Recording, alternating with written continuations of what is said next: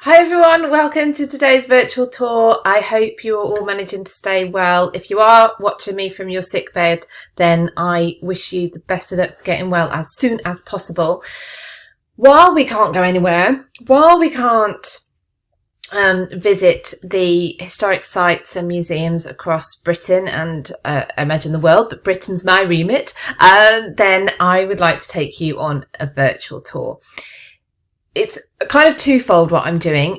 I want to give you a virtual tour of some of the places around Britain, but also we're in a really fortunate time where there are so many resources online, and I would like to take you through so that you can also explore some of these for yourself as well. If you are homeschooling at the moment and Roman Britain comes up, then hopefully this helps you out quite a lot. So I want to take you to the Roman baths in Bath, and the Roman baths are one of my favourite places, although I think I probably say this for most places because I suppose that's what I do, why I do what I do. And the Roman baths are on the site of a hot spring. The hot spring actually still exists, it's still running. So when you go to the Roman baths, you can see it bubbling up in the water. It's quite fascinating. The water is green, by the way, you might notice in pictures of the Roman baths, because it's exposed to the air, and obviously it's warm, and you get, I presume, algae or things growing anyway, so that's why it has that green colour. So the Roman baths were built on this natural hot spring. When the Romans invaded Britain, one of the things that Romans did was amalgamate their religion and their culture with that of the natives, which was one of the reasons they were so successful in expanding the empire. And this really shows itself here in Bath. There's a natural spring, and it's likely that it was already it was already a place of worship. And evidence for that is the fact that the temple that was built here was to a jewel goddess, Sulis Minerva.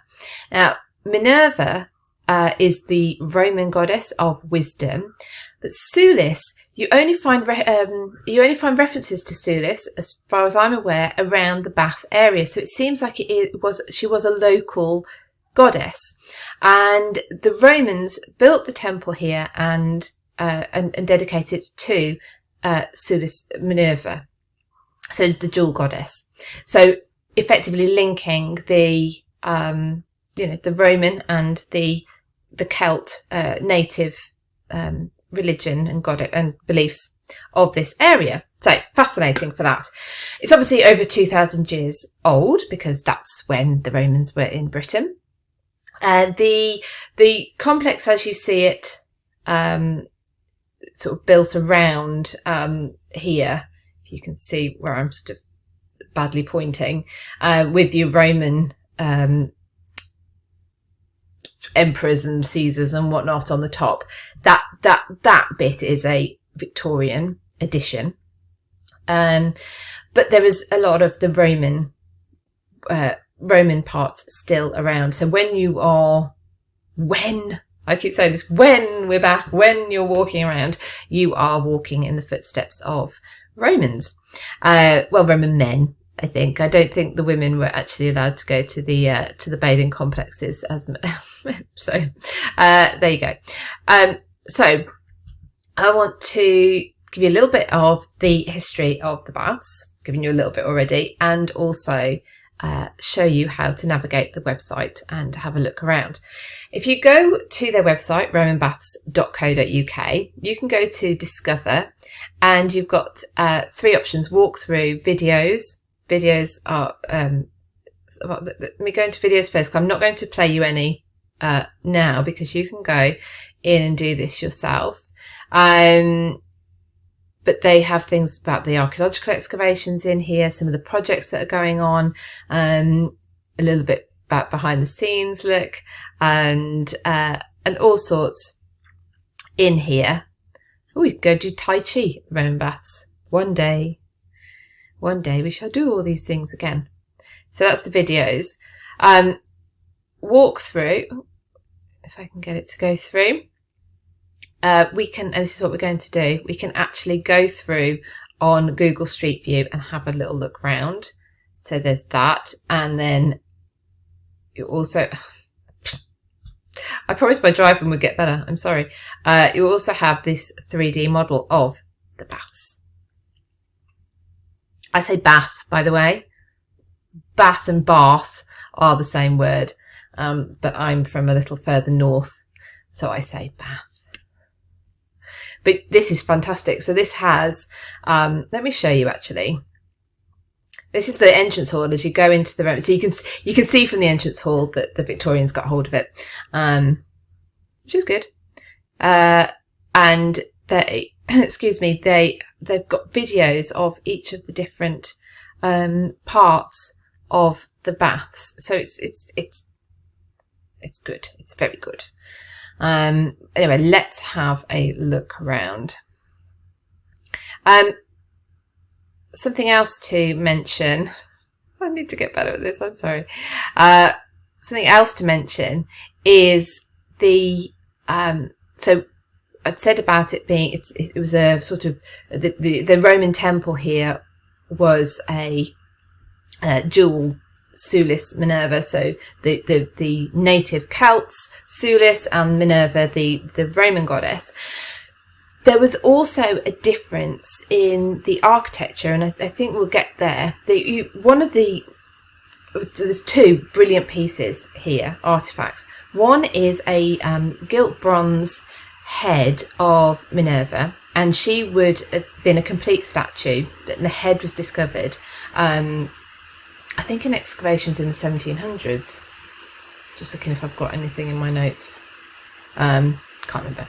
But anyway, discovered. So that now the in Roman temples, the belief was that the gods and the goddesses in statue form actually came alive at night, and so they were sacred. They were only to be seen by extremely important people. So they would be not visible to the public. So Minerva, the statue, would have been only for the eyes of the priests and I suppose high-ranking Romans. On the outside of the temple is more of a Gothic style stonework, cornicing, and that would be what the natives, if you like, what the Britons would be able to see. So again, both the styles are they're very different. One is most certainly sort of Greek and Roman influence, and the other is more native Britain. So you had, it's just a very clever but very it's just a great demonstration of how the Romans came into Britain, took over, but had these ways of integrating the population and the invading Romans. Let's go. So I'm going to take you in to the baths. Baths. I'm going to carry on saying baths. I can't not, I'm afraid. And you would immediately go through, and one of your first sights, which is quite fabulous, is you get to walk around the top of the pool. Okay. So we're in a covered walkway to begin with, but we soon... Oh, oh, I always go the wrong way. Come on. We get to go outside. Look at this, people. Sunshine. Oh, we shall soon feel this on our skins again. Here we are. So So you can take a look around. So this is on Google, but you can get through. So the URL, what you need to type in to get here, romanbaths.co.uk/walkthrough. And here you'll see the heads, the statues that I was talking about before. So these, I believe, are Victorian. And you can go around. Now, when you're going through on Google Maps, you'll see to the right here, we have a 1, 2, 3. Now, that actually is 1 is the highest level, and then 2 is the middle level, and 3. We're going to jump down to level 2 because this is where we are walking in the footsteps of the Romans themselves. There we go. Now there is somewhere, I don't know which corner it is, where the water is still flowing into this pool. I know because you're not supposed to touch it. And when I went, my children were a little bit smaller and, yeah, they touched it, before I could stop them. Now, what is really wonderful here as well is if you go on a slightly cooler day or you're there a little bit later in the day, this steam from the hot water, rises. It sort of sits just above the water, and you see it rising. It's really atmospheric. And here you've got torches, if you see, on the walls, and so they have a light. You can get married here. How fantastic would that be? That would be brilliant, wouldn't it? So let's go down even further. So this is the temple, a pediment. That was the word I was looking for, isn't it? Not cornicing. And you get to see this pediment. And what they also do when you get to go here is put a what do you call it? Where they put over the top, they project what the whole thing would have looked like. But there's a fair bit of it still available to view. It's a little bit blanched out on this photo, or on this, but you can see what I mean now about the Celtic sort of style. And so this would have been on the external part of the temple that would be viewable to everyone, even the plebs, which is what we would have been. It's what I would have been. I don't know if we can go anywhere else in here. Oh, there's a model here of the baths as it would have been. I don't think we'll get close enough to see it. So you have the temple. So you've got the bath complex and the temple on the same site. Right, let's go back up to the middle floor again and have a little walk around. It's a fascinating place to go. We have as well here on the website, you can jump to the different places in the complex, so that's good. Let me just see this spa water fountain. Right, so this is at the end, and I will end here, and you can come back if you want to ask me any questions. Please do. So at the end, you can taste the spa water. The complex here supposedly has been a place of tourism, if we could call it that, as far back as kind of the first few hundred years AD. In Victorian times, it most definitely was. You'll have heard of people coming to Bath, Queen Victoria, Jane Austen. People would come and take the waters at Bath, believing in the medicinal properties of the water. Here it says it's got 43 minerals. The 43 minerals may be good for you, but it is definitely a taste that it tastes medicinal. I think it doesn't taste like medicine, but it tastes like it surely must be good for you because you wouldn't drink it otherwise.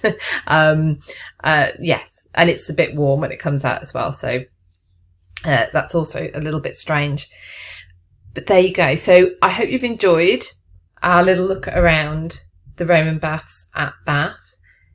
If you want to go and have a look yourself, romanbaths.co.uk, or you can download their app as well. Well, stay safe, stay indoors, do all the things we're told to do, and we will all be travelling around and seeing these amazing places again for real very soon. So sending you all my love and best wishes. See you all soon. Bye.